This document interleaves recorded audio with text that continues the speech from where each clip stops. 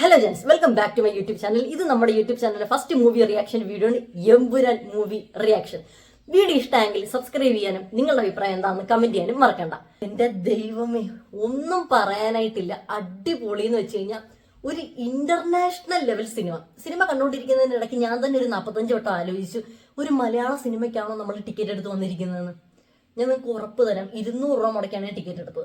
200 രൂപ മുടക്കി നിങ്ങൾ ടിക്കറ്റ് എടുക്കുകയാണെങ്കിൽ നിങ്ങൾക്ക് ഒരു 400 രൂപ 500 രൂപയ്ക്ക് മുതലാവും. അമ്മാതിരി ലെവലിലുള്ള ഫ്രെയിംസ് ആണെങ്കിലും ക്വാളിറ്റി സീൻസ് ആണെങ്കിലും എല്ലാം ഒന്നിനൊന്ന് മികച്ചത് തന്നെയായിരുന്നു. ഫസ്റ്റ് പോർഷൻ തുടങ്ങുന്ന ടൈമിൽ ഒരു ഇത്തിരി സാഡ്, ഒരു പെയിൻഫുൾ മൂമെന്റോട് കൂടിയാണ് നമ്മുടെ സിനിമ ആദ്യമേ തുടങ്ങുന്നത്. ആ സീൻ എന്തിനാണ് ഇങ്ങനെ തുടങ്ങിയത് ഞാൻ സത്യത്തിൽ ഇങ്ങനെ ആലോചിച്ചു. പക്ഷെ ആ സീനിന്റെ അർത്ഥം നമുക്ക് ക്ലൈമാക്സ് എത്തിയപ്പോഴാണ് മനസ്സിലാവുന്നത്. അല്ല, ക്ലൈമാക്സ് എത്തിയപ്പോഴല്ല, ക്ലൈമാക്സിലാണ് അതിന്റെ അർത്ഥം കൺവേ ചെയ്യുന്നത്. ആ സീൻ ഒന്ന് കഴിഞ്ഞു കിട്ടിയാൽ കൊള്ളാൻ ഞാൻ ആഗ്രഹിച്ചായിരുന്നേ. അത് കഴിഞ്ഞപ്പോ തൊട്ട് പിന്നെ അങ്ങോട്ട് വരുന്ന scene world class level, international level, അത്രയും സൂപ്പർ സീനായിരുന്നു.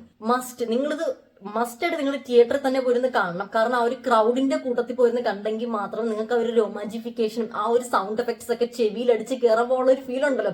നിങ്ങൾക്കറിയാവോ, ഞാൻ ഇവിടുന്ന് രാവിലെ 5:20 തിയേറ്ററിലെത്തി. ഫസ്റ്റ് നമുക്ക് നല്ല സീറ്റ് നോക്കിയിരിക്കാൻ വേണ്ടിയിട്ട്. ഞങ്ങളുടെ ടിക്കറ്റിന് അത് മറ്റേ റിസർവേഷൻ ടിക്കറ്റ് ഒന്നും അല്ലായിരുന്നു. എവിടെയെങ്കിലുമൊക്കെ കയറി നല്ല സീറ്റ് ഉന്തിത്തള്ളി പിടിച്ച് കയറിയിരുന്നോ. സിനിമ കണ്ട് ഗൂസ് ബംസ് അടിച്ച് നെഞ്ചത്തടിച്ചിരിക്കുന്ന ടൈമിൽ ഞങ്ങളുടെ സ്ക്രീനും ഓഡിയോസും സ്പീക്കറും കൂടെ സ്റ്റക്ക് ആയിപ്പോയി. പിന്നെ ഒരു 5 മിനിറ്റ് 10 മിനിറ്റ് കഴിഞ്ഞിട്ടാണ് പിന്നെ അത് റീസ്റ്റാർട്ട് ചെയ്തത്. ഞാൻ വിചാരിച്ചു ബാക്കി കണ്ടിന്യൂറ്റി എവിടെ പോയി കാണും, ആരെ വിളിച്ച് ചോദിക്കും. മറന്നു പോകാതിരിക്കാൻ വേണ്ടിയിട്ട് ഞാനിവിടെ ഒരു ബുക്കിൽ എഴുതി എടുത്തിട്ടുണ്ട് കേട്ടോ.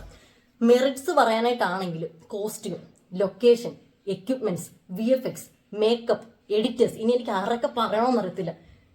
ലൊക്കേഷനൊക്കെ എന്തൊരു കിടിലൻ ലൊക്കേഷനാണ്. ഇതിനകത്ത് ഇന്ദ്രജിത്തിന് ഒരു സ്ഥലത്തുകൊണ്ട്, ഒരു പെർട്ടിക്കുലർ സ്ഥലത്തുകൊണ്ട് ഇരുത്തുന്നുണ്ട്. അപ്പൊ ഇന്ദ്രജിത്ത് ചെറുതായിട്ടൊന്ന് ഉറങ്ങി, ഞാൻ കറക്റ്റ് ഞാൻ പറയത്തില്ല, ചെറുതായിട്ടൊന്ന് ഇങ്ങനെ ഉറങ്ങി എഴുന്നേക്കുമ്പോഴത്തേക്ക് സത്യം പറഞ്ഞാൽ ആ സീൻ കണ്ടപ്പോൾ എനിക്ക് ചിരിയാണ് വന്നത്. പക്ഷെ ആ ലൊക്കേഷൻ, അവിടെ വരുന്ന ഓരോ ക്ലിപ്പും, ഡ്രോൺ ഷോട്ട്, സിനിമയുടെ തുടക്കത്തിൽ ഒരുപാട് ഡ്രോൺ ഷോട്ടുകൾ കാണിച്ചിട്ടുണ്ട്. എന്റെ ദൈവമേ, എന്തൊരു കിടിലൻ ഷോട്ടാണ്. ഒരു ഹിന്ദി സിനിമയാണോ കാണുന്നത്, അതൊരു ബ്രിട്ടീഷ് സിനിമയാണോ കാണുന്നതെന്ന് ഞാൻ ഒത്തിരി വട്ടം സത്യമായിട്ട് ഞാൻ ചിന്തിച്ചു പോയി. കോസ്റ്റ്യൂമിനെ പറ്റി പറയാനായിട്ടാണെങ്കിൽ ലാലേട്ടന്റെ കോസ്റ്റ്യൂം ആരാണ് ഡിസൈൻ ചെയ്തതെന്ന് അറിയത്തില്ല. ആരാണെങ്കിലും ഒരു മുണ്ടുടുത്തിട്ടൊക്കെ ലാസ്റ്റ് വരുന്നൊരു സീനുണ്ട്, അത്ര അടിപൊളിയായിരുന്നു. പിന്നെ മേക്കപ്പ് സിമ്പിൾ ആയിട്ടാണ് എനിക്ക് തോന്നിയത്. പക്ഷെ എന്നാലും മെയിൽ ആർട്ടിസ്റ്റും അത്യാവശ്യം നല്ല രീതിയിൽ നമുക്ക് സ്ക്രീനിൽ കാണുന്ന ടൈമിൽ മേക്കപ്പ് ഇട്ടിട്ടുള്ളതായിട്ട് നമുക്ക് തോന്നുന്നുണ്ടായിരുന്നു. ഒരു പെർട്ടിക്കുലർ സീനിൽ ടൊവിനോയുടെ ഒക്കെ ചുണ്ടിൽ ഒരു ന്യൂഡ് ലിപ്സ്റ്റിക്ക് എറിച്ചു നിൽപ്പുണ്ടായിരുന്നു. എഡിറ്റർ, എനിക്ക് പറയാനായിട്ടൊന്നും ഇല്ല. എഡിറ്റിങ്ങിനെ പറ്റിയിട്ടൊന്നും പറയാനായിട്ടില്ല. നിങ്ങൾ തന്നെ കണ്ടിട്ട് എന്താണെന്ന് വെച്ചാൽ ഒന്ന് കമന്റ് ചെയ്ത് വെച്ചാൽ മതി. സുരാജ് ചേട്ടന്റെ പെർഫോമൻസ് ആണെങ്കിലും ബൈജു ചേട്ടന്റെ പെർഫോമൻസ് ആണെങ്കിലും അടിപൊളിയായിരുന്നു. ഇടയ്ക്ക് നമുക്ക് എന്റർടൈൻ ആക്കാൻ വേണ്ടിയിട്ട് സുരാജ് ചേട്ടൻ 1-2 കോമഡീസ് ഉണ്ടായിരുന്നു. ഇനി നമ്മുടെ മഞ്ജു വാര്യറിന്റെ സീനിനെ പറ്റി പറയാനായിട്ടാണെങ്കിൽ ഞാൻ കൃഷ്ണടുത്ത് പറഞ്ഞു, എടി നമ്മളുടെ ബാഹുബലിക്കകത്ത് രാജമാത ശിവഗാമി ദേവീനെ പിന്തള്ളിക്കൊണ്ട് ഒരു മലയാളം പടത്തിൽ മഞ്ജു വാര്യർ പ്രത്യക്ഷപ്പെട്ട് ആ ലെവൽ. കൃത്യമായിട്ട് പറയുവാണെങ്കിൽ നമ്മുടെ ലാലേട്ടനും മഞ്ജു വാര്യറും കൂടെ പരസ്പരം കണ്ടുമുട്ടുന്ന ഒരു സീനുണ്ട്. ആ ഒരു ഒറ്റ സീൻ കണ്ടപ്പോഴാണ് ഞാൻ കൃഷ്ണടുത്ത് പറഞ്ഞത്, കൃഷ്ണൻ ഇത് ബാഹുബലി കടത്തിവെട്ടി. അതിനകത്തുള്ള ലേഡി ആക്ടേഴ്സിനെ കാട്ടിലും നിങ്ങൾക്ക് കാണുമ്പോൾ അങ്ങനെ ഫീൽ ചെയ്യുമെന്ന് എനിക്കറിയില്ല. പക്ഷെ എനിക്ക് കണ്ടപ്പോഴത്തേക്ക് ആ ഒരു സ്ലോ മോഷനും മുടിയൊക്കെ ഇങ്ങനെ പറന്ന ഒരു സീനും, പിന്നെ എന്നാ പറയും, ലാലേട്ടന്റെ എൻട്രി ടൈമിൽ മഞ്ജു വാര്യറിന്റെ എക്സ്പ്രഷനും എല്ലാം, lady super star Manju Warrier. അതാണ് ഈ സിനിമയിൽ പ്രസന്റ് ചെയ്തിരിക്കുന്നത്. സത്യം, സിനിമ എൻഡ് ആവുന്നതിന് തൊട്ട് മുന്നായിട്ട് ക്ലൈമാക്സ് പോർഷനിൽ ഒരാളുടെ എൻട്രി ഉണ്ട്. നമ്മൾ ഈ ഒരു എക്സ്പ്രഷൻ നമ്മൾ ഇടും. ആരാണ് ഞാനിപ്പോ പറയുന്നില്ല. ഇനി നമുക്ക് ലാലേട്ടന്റെ കാര്യത്തിലേക്ക് വരാം. ഫൈറ്റ് സീൻ എന്നൊക്കെ വെച്ചിട്ടുണ്ടല്ലോ, എനിക്ക് കറക്റ്റ് ഏത് സിനിമയാണ് ഡയലോഗാണെന്ന് എനിക്ക് ഓർമ്മയില്ല. നമ്മുടെ ധീര സിനിമയ്ക്കകത്ത് പറയത്തില്ലേ, ഇനിയും ഒരു 100 പേരെ കൂടെ അയക്കുന്നുണ്ടോ ഷേർ ഖാൻ മറ്റേ അടിച്ചു കൊല്ലാൻ വേണ്ടിയിട്ട് ഒരു പാലത്തിന്റെ നടുക്ക് വെച്ചിട്ട്. വേറെ ലെവൽ.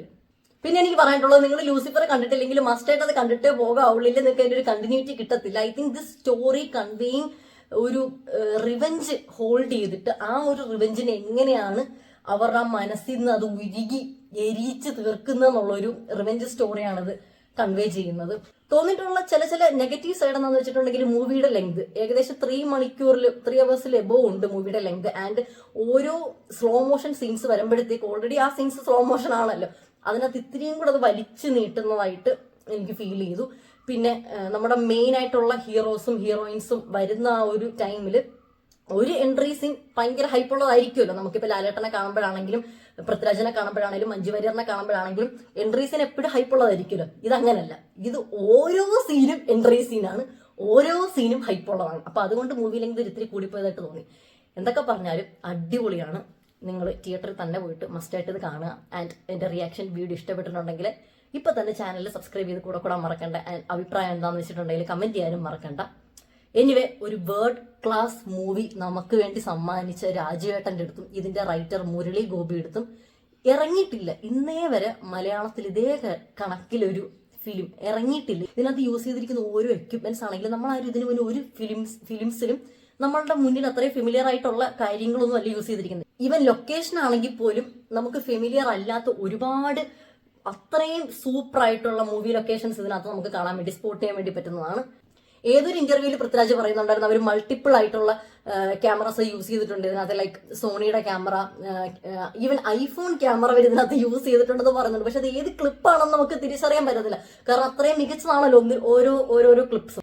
ഒറ്റ കാര്യം എടുത്തെടുത്ത് പറയേണ്ടുള്ളൂ, തിയേറ്ററിൽ തന്നെ പോയി കാണാം. കൊടുത്ത പൈസ നിങ്ങൾക്ക് മുതലാവും. പിന്നെ എക്സ്പെഷ്യലി ഞാൻ ഒരു കാര്യം എടുത്തു പറയുന്നത്, ഞാൻ ഇതിനകത്ത് കൂടുതൽ പ്രൈം വാല്യൂ ഇമ്പോർട്ടൻസ് കൊടുത്തിരിക്കുന്നത് ഇതിന്റെ ഡയറക്ഷനിലും ഇതിന്റെ ഒരു വിഷ്വൽ പ്രസൻസിലും സൗണ്ട് എഫക്ട്സിലുമാണ്. ഞാൻ സ്റ്റോറിയുടെ കാര്യമല്ല ഇവിടെ ഞാൻ അഡ്രസ് ചെയ്തെടുത്ത് പറയുന്നത്. ഈ പറഞ്ഞ 3 കാര്യങ്ങൾക്കാണ് ഞാൻ കൂടുതൽ ഇമ്പോർട്ടൻസ് കൊടുത്ത് എനിക്ക് പേഴ്സണലി സാറ്റിസ്ഫൈ ആയത്. നിങ്ങളുടെ അഭിപ്രായം എന്താണ് നിങ്ങൾ നോക്കിയിട്ട് പറ. ഏതാണ്ട് ഒരാഴ്ചത്തേക്കുള്ള ടിക്കറ്റ് ഇനി കിട്ടാനായിട്ടില്ല, ബുക്കിംഗ് ക്ലോസ്ഡ് ആണ്.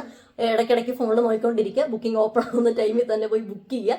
നല്ല തിയേറ്റർ തന്നെ ചൂസ് ചെയ്ത് ബുക്ക് ചെയ്യാൻ ശ്രമിക്കുക. ഞാൻ പെട്ടെന്ന് ചൂസ് ചെയ്തത് കണക്ക് ചൂസ് ചെയ്ത് എടുക്കുകയാണെങ്കിൽ ഇടയ്ക്ക് സിനിമ നിന്ന് പോയി കഴിഞ്ഞാൽ ഒന്നും ചെയ്യാൻ വേണ്ടി പറ്റത്തില്ല, കണ്ടിന്യൂറ്റി നിങ്ങൾക്ക് മിസ്സാവും. അപ്പോൾ ഇതൊക്കെയാണ് നമ്മുടെ ഇന്നത്തെ വീഡിയോ. ഇഷ്ടമെങ്കിൽ ലൈക്ക് ചെയ്യാനും സബ്സ്ക്രൈബ് ചെയ്യാനും ഫോളോ ചെയ്യാനും കമന്റ് ചെയ്യാനും മറക്കണ്ട. So love you all, by.